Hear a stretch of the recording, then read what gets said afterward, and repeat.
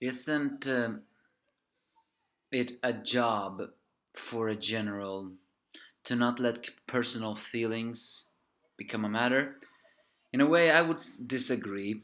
I mean, a lot of the great generals on the field actually is not engulfed, enhanced with the death by their comrades. As Uki once said, he fought hundreds and thousands of enemies and had said goodbye to thousands of friends. Every single one resided in his heart when he fought Håkan. He could have defeated Håkan were it not for that arrow.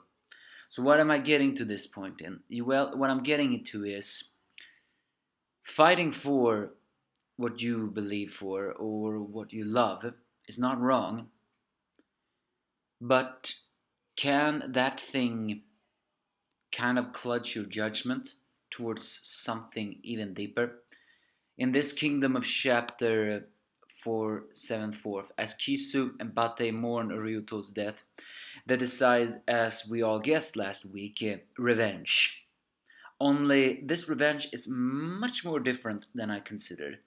Don't get me wrong, it's still slaughtering the Chin forces and Kanki army, but they are gonna do something that I think is a little bit controversy, even for a standard military. Kisu gets to Komei, a vessel of Kisha, and reveals that they must keep Kisha's death a secret because the news that Hishin unit didn't kill Kisha hasn't reached Kanki and the others yet. In a way, doesn't that mean for some reason that Kanki is gonna steal this his what is that word, glory from this? So and one of the reasons why Shin is attacking this hill is because it makes a natural stronghold, and if they constructed a place here, then it would be an ideal base for Shin to further expand their territory into Zhao, and, and it would be even better to for them to unite China. Of course, though Kinmo is still feeling a little bit disgraced hiding his master's death, he knows very well that fighting here is very important, especially by Kisu's speech. Once again showing that Kisu is way smarter than he looks. Well, I scratched that. He is actually as smart as he looks. But also, the way he decided that, as I said before, Kisha may have been the tactical one here, but he wasn't the threat. I wonder if even Riboku knew that. But also, the thing is, here, what I meant to say at the beginning of this review, when I talked about all that talk, I mean, I don't remember why myself talk about about the emotion and stuff. I can't help but feeling that Kisu is manipulating Kamei, not Kamei, Konmei. I can't but help but he is manipulating him here. Why? Because he doesn't say that his vessel has died. At least I don't think he did. But I mean, he does say, "I sympathize with your death of your lord." But but Kome was ready to pack up his gangs and surrender the hill. Their lord was gone. But Kisu decided against that, using some kind of psychological warfare and keeping this secret. I don't think he did this for Zhao. I think he only did this because he wants to kill Kanki's army and Shin for what happened to Ryuto. So in a way I wonder, as smart as Kisu is, could this have clouded his judgment, or was this a gamble that is worth it? Judging from the finale of this chapter, we cannot be so sure. So what happens? Well, Bate, fueled with anger, attacks the left side as a berserker he is, while the right side is being taken with Kinmo That's his name. I always forget his name. As while Kisu will also do that. Their advantage number lies still, and they will keep this confusing on very high, so the words of Keisha being dead does not spread. Alas, something else does though.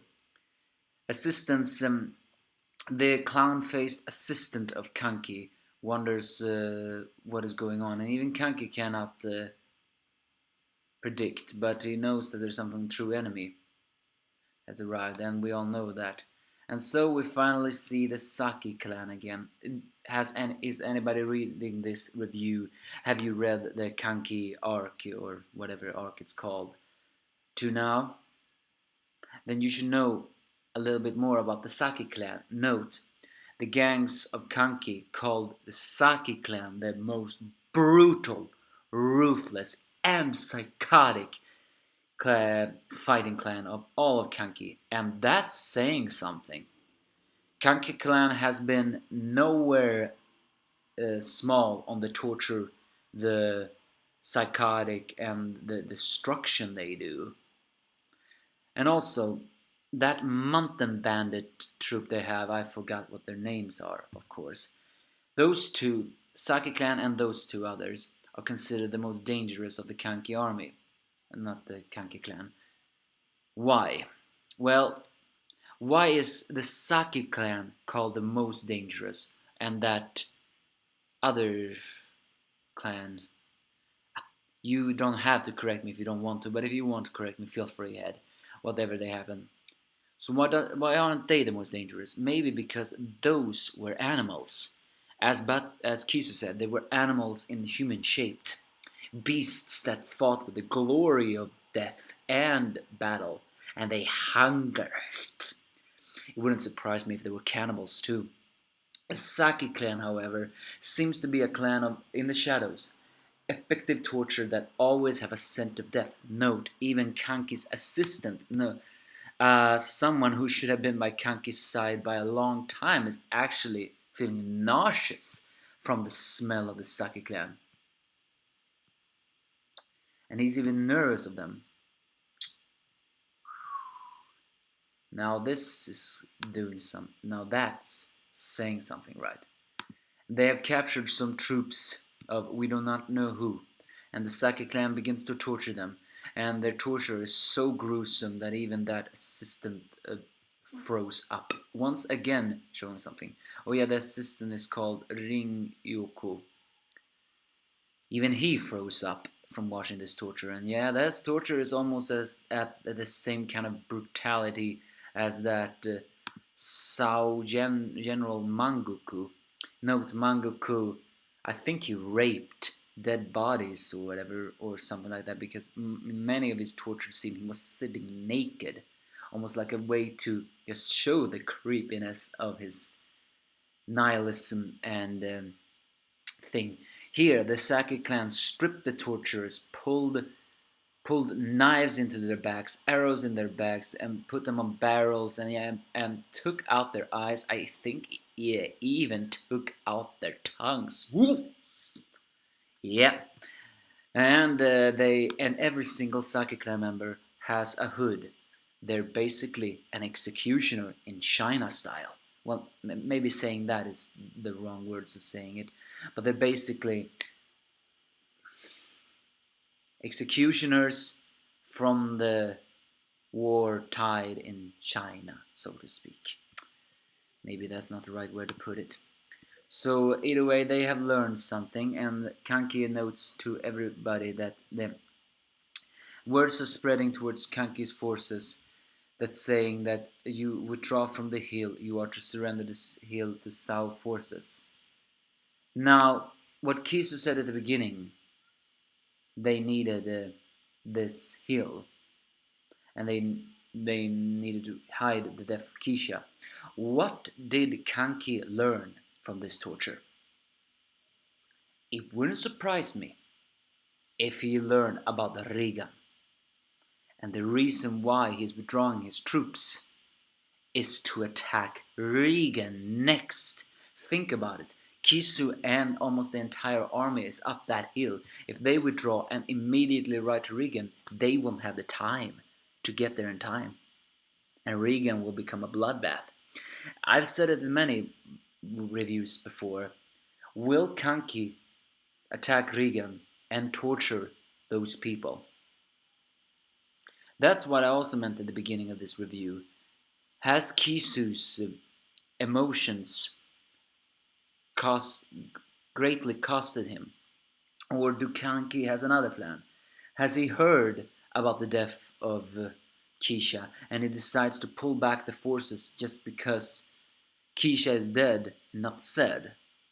And we're gonna say that something like that. No, given how cruel Kanki is, I think he has figured out a triumph card. What will it be? Well, we will soon see. What the the gruesomeness in this chapter was immense, but I guess this also proves that as cruel as the Kanki bandits are, even Ringyoko has a limit towards the death of them. It's the first time for everybody, right? Give me your thoughts if you have any.